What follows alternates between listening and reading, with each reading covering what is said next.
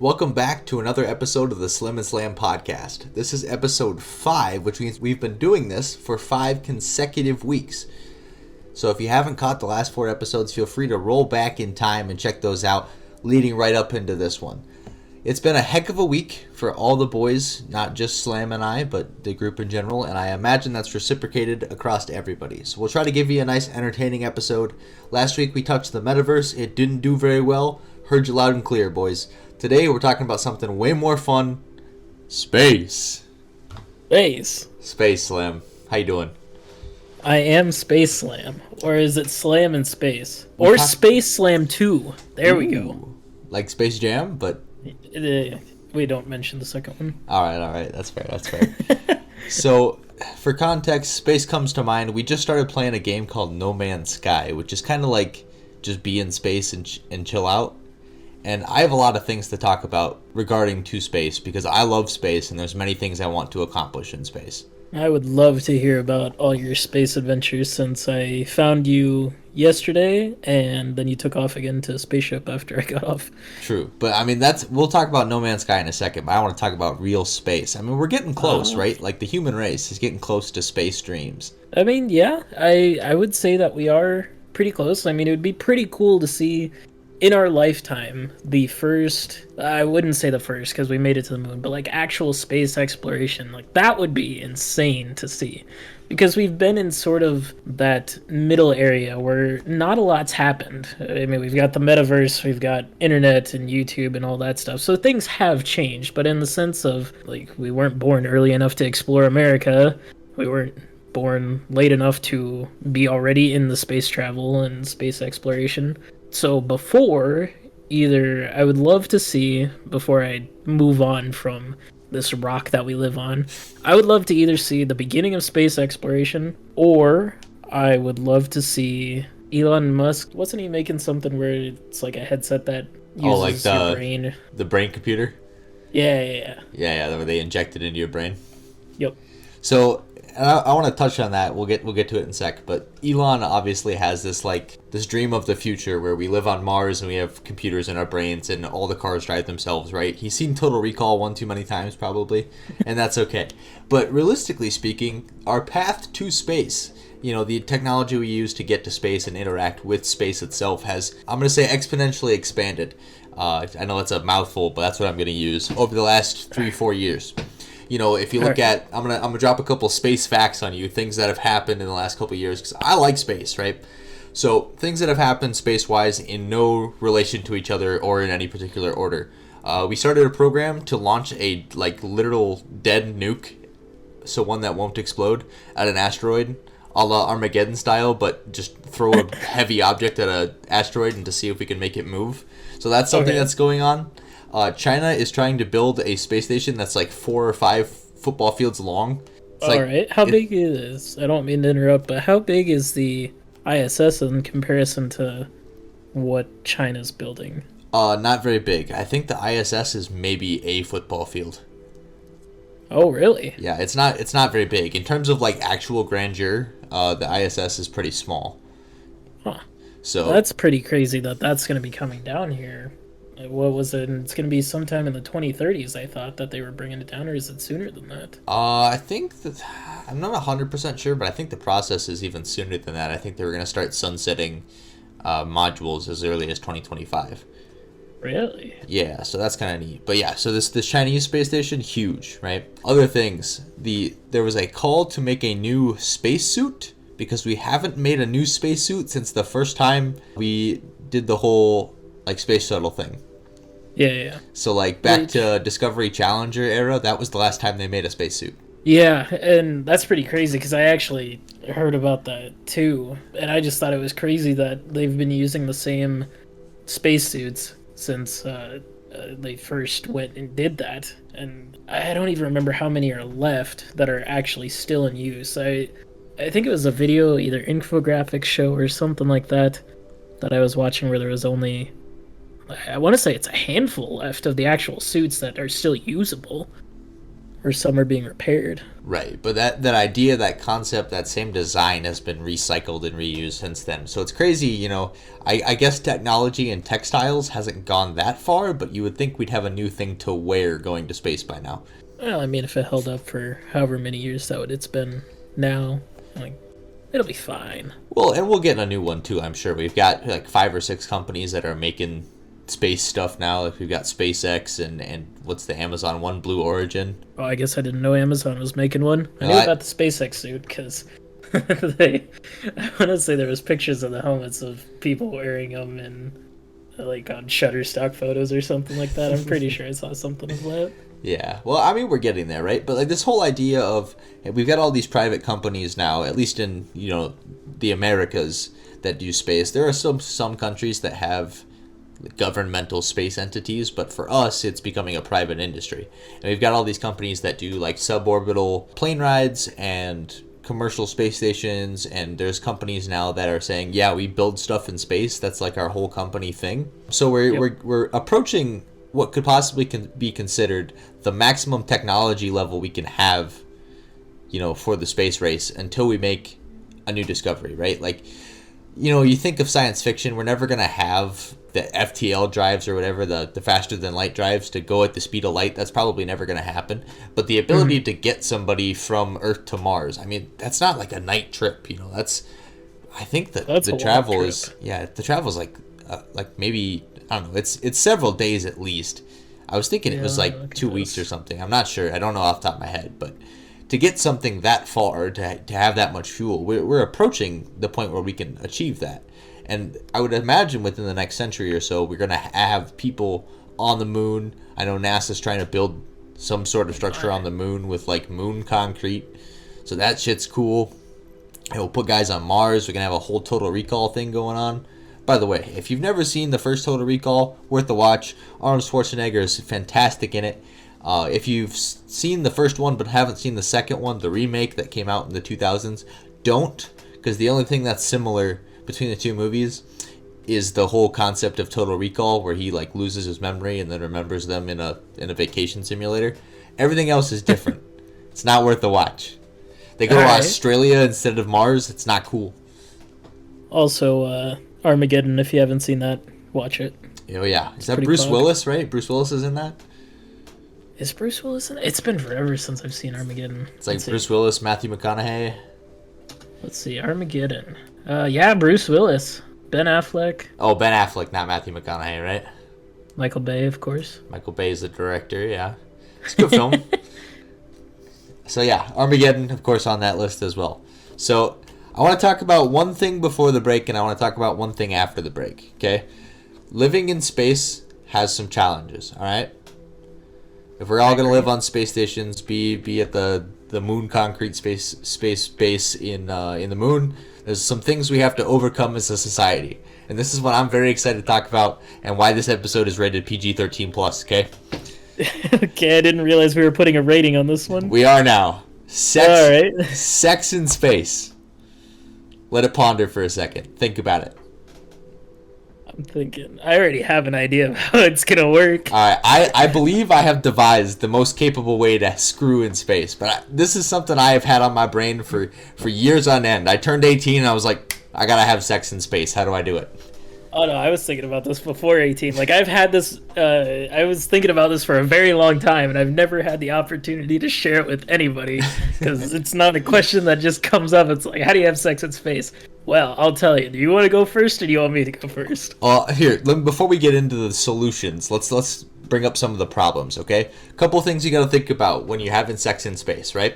If you're in zero gravity, there is no gravity, which means everything must be done manually and mechanically. You must push every push and pull every pull at full weight. Now, granted, the weight doesn't mean as much because no gravity, but you still have to make objects move, okay?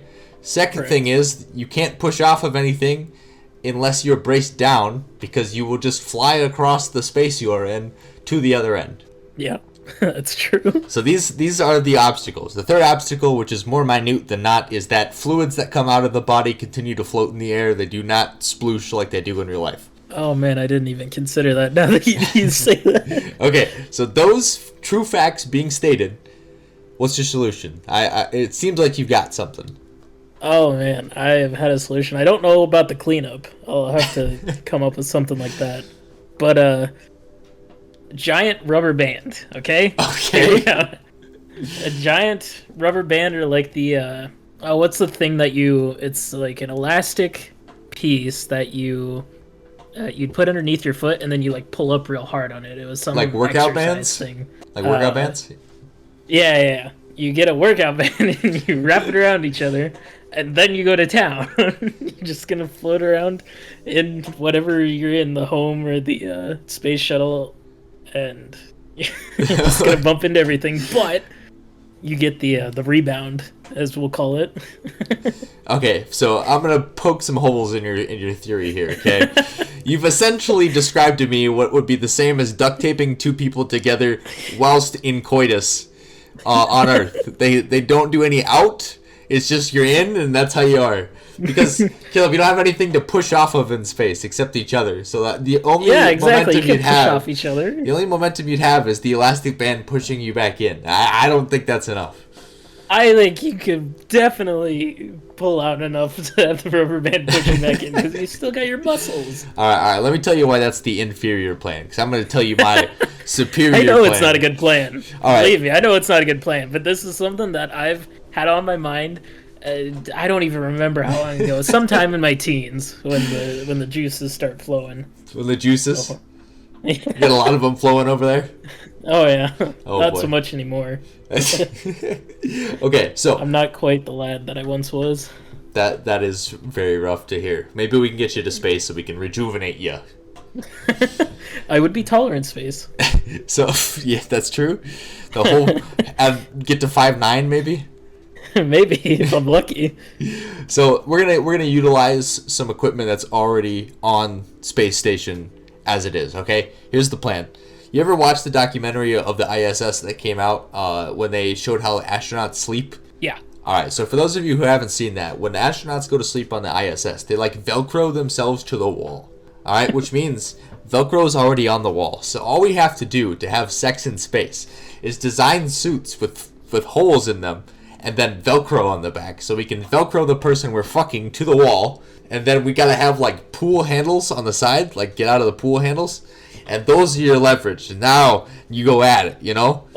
Alright, so we got one person free floating with the pool handles, okay? And maybe a safety harness with a bungee cable to the wall. And then the other person stuck like that duct tape experiment you do in physics class. They're just stuck.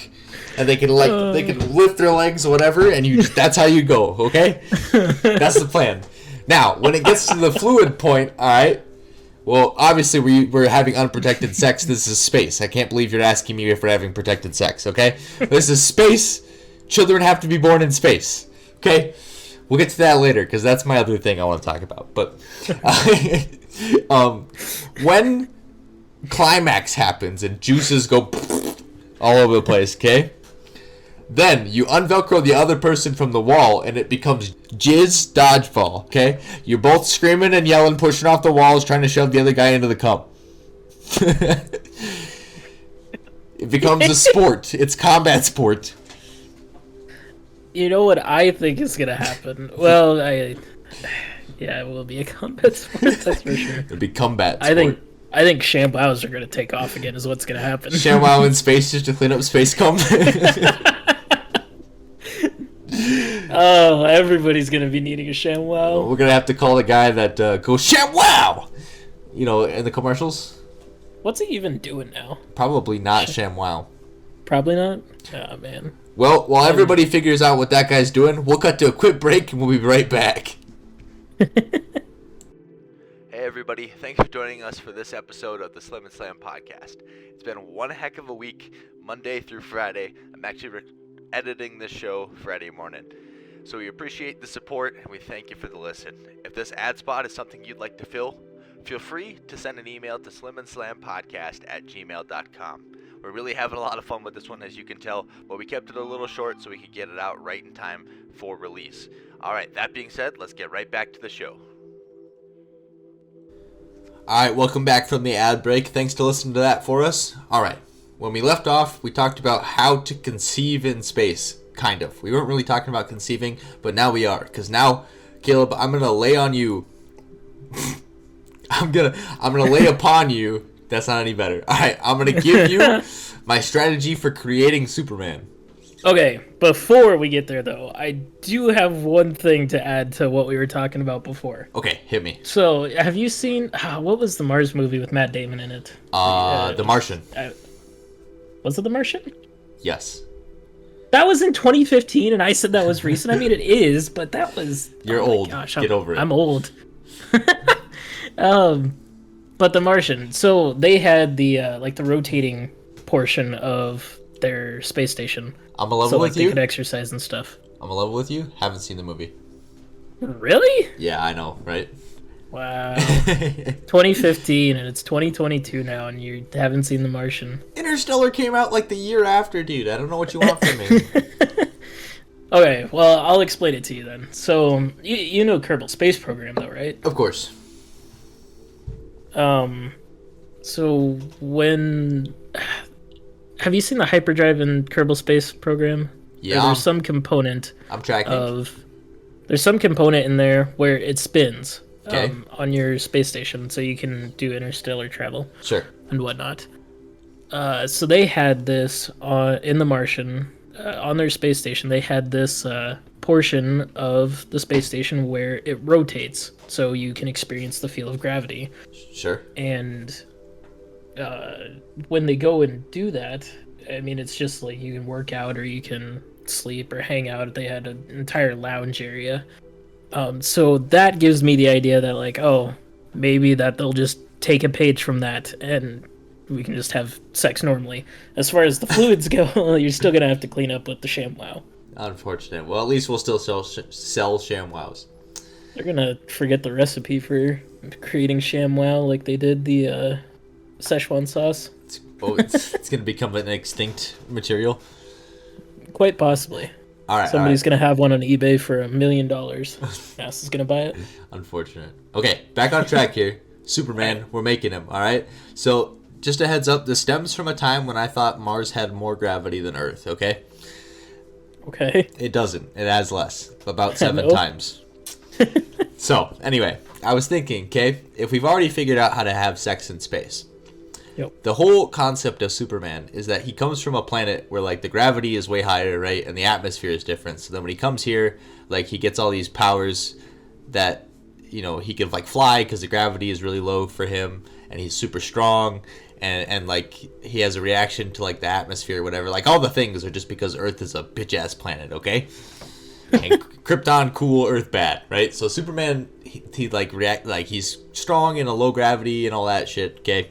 So, if we go to Mars, right, and we have a kid on Mars, well, technically he'd be the opposite of Superman. So, like, he'd have to, like, have medications to live on Earth because he'd have, like, weak bones and shit. But if we go to a bigger planet than Mars, okay, we go to Jupiter. We somehow put a place to live inside Jupiter, all right? And we have a kid there. The gravity of Jupiter is, like, 35 times Earth. Now, we get this kid some good old-fashioned HGH, okay? Human growth hormone. We got to get him yoked by age 10. Okay? So we get him weights in Jupiter. This man's pumping iron in this heavy gravity. Now, both parents are crippled beyond belief because we grew up on Earth, all right? We're not making it in Jupiter gravity. But the kid, he's yoked, okay? So he's lifting, he's pumping iron. All right, then, 20 years later, or not 20, we'll go 10 years later, when he's 20, all right, we go back to Earth. Hopefully by then it doesn't take like 15 years to get to Earth, so he's not old Superman, because that would be dumb. But anyway, he gets back to Earth. He's 20, he's yoked, he grew up in 35 times the gravity. Man flies. Probably not, but he can jump really high, like probably dunk. Theoretically, he should be able to punch through things harder than normal people, is all I'm getting at. Fair enough. What I'm saying is, because of the weight, when he's first conceived, he's gonna be like a 3-foot dude. When He's gonna be literally 12 feet tall because of how long it takes. Poor guy. It's gonna be tough blending in as Clark Kent when you're literally Yao Ming sized. Okay, so maybe my theory of creating Superman is not 100% on point, but we could go the other direction, right? We could just make some bitch ass kids, and then have them go from Mars to Earth. Oh, I got it. All right, here's how we do it. We have the kids on Earth, and then we move them to Mars. Why don't we just as already human beings that are living? Look, okay, I want to go to Mars. Look, I want to make Superman. Okay, is it that hard?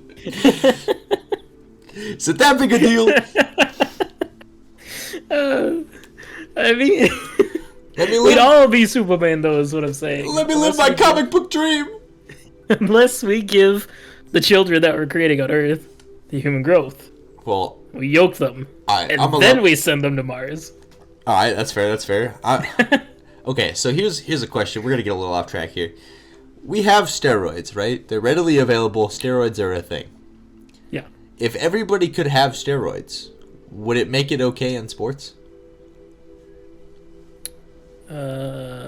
I mean, sure. If everybody's doing steroids, then yes. Because let's say a guy can lift 300 pounds natural, right? Like that's his lift capacity. If we give him steroids and he can suddenly lift 400 pounds, wouldn't it be a better spectator sport if he could lift 400 pounds? I mean, yes. I'm not doubting it here. And like I said, if everybody's doing it, then nobody's at a disadvantage. If your friends jump off a bridge, would you? No, Mom! I jumped first! Because they told me to. This has been my advocacy for steroids in sports. Thanks for your time. We still got time left to take up. I know. But I had to get it out there while we were talking about steroids. You know, now that my Superman plan has failed, I have to have a new business plan. It's a rough time. Just give steroids to people on Mars so they can jump real high. Yeah, exactly. Okay, so much that they can jump out of the Mars atmosphere and, well, I mean, it's not. There's not really an atmosphere, right? Like there's a thin one, but not like a real one. Yeah, I said that wrong. I meant when I said atmosphere, I meant what I meant was gravity, so they can jump out of the pull of the gravity. They just float into space into nothingness. Yep. It can be like they can be like John Connor in that movie titled John Connor, I think. Is it actually titled John Connor? I don't remember. You know the one where the man goes to Mars and he jumps a lot, and you're like, wow, is this Xena Warrior Princess? And then it's not? I don't think I've seen that movie. Well, they have some ships that look like dragonflies, so that's pretty cool. That's the best I got for that one. It's pretty pog. All right, I think we've talked space to death. What do you think? Well, wasn't there a point that you wanted to come back to? No, that was it. The Superman thing. That was it. Okay.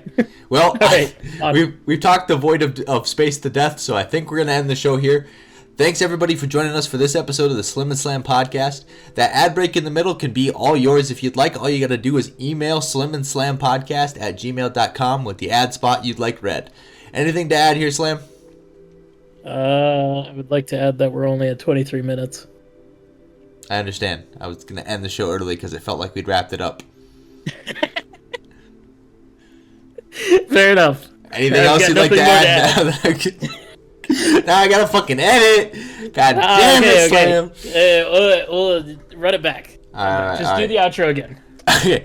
Thanks everybody for watching the Slim and Slam podcast. Fuck this, dude. Do you got anything else you want to add?